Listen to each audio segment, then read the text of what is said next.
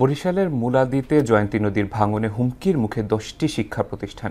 এরই মধ্যে বিলীন হয়েছে 5 শতাধিক ঘরবাড়ি, রাস্তাঘাট ও শ একর ফসলি জমি। এলাকাবাসী বলছে, অবাধে বালু উত্তোলন ও মাটি কাটার ফলে ভাঙছে নদী। এতে আতঙ্কে আছে কয়েকশো পরিবার। নূর নবীর প্রতিবেদন, জানাচ্ছেন তাহসিন তারিন।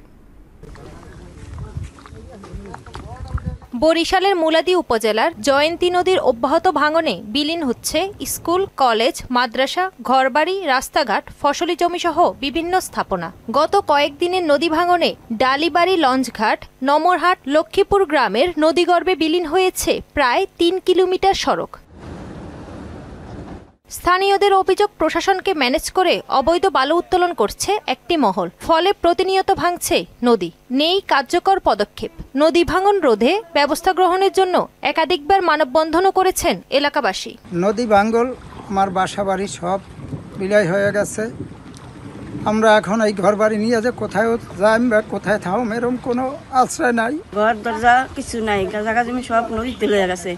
আমরা নদীর পাড়ে পাড়ে ঘুরি। দীর্ঘদিন যাবত এই ডেজার্ট দিয়ে এখানে বালু উত্তোলন করা হয়েছে, এই কারণে নদীর এই ভাঙনে আমরা সরকারের কাছে বিনীত আবেদন করি, যাতে আমাদের নদীটা বাদ দিয়ে আমাদেরকে এখানে বাপদাদার ভিটা থাকার মতো একটু পরিবেশ সৃষ্টি করে দেয়। পানি উন্নয়ন বোর্ডের নির্বাহী প্রকৌশলী জানান, ভাঙন স্থান পরিদর্শন করা হয়েছে, প্রয়োজনীয় বরাদ্দ পেলে কাজ শুরু হবে। এই স্থানটিতে জরুরি কার্যকর ব্যবস্থা গ্রহণের জন্য আমরা একটি প্রাক্কলন প্রস্তুত করেছি।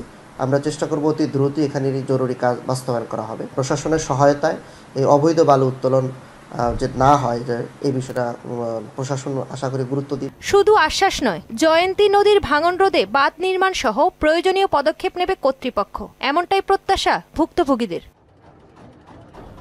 তাহসিন তারিন, মোহনা সংবাদ।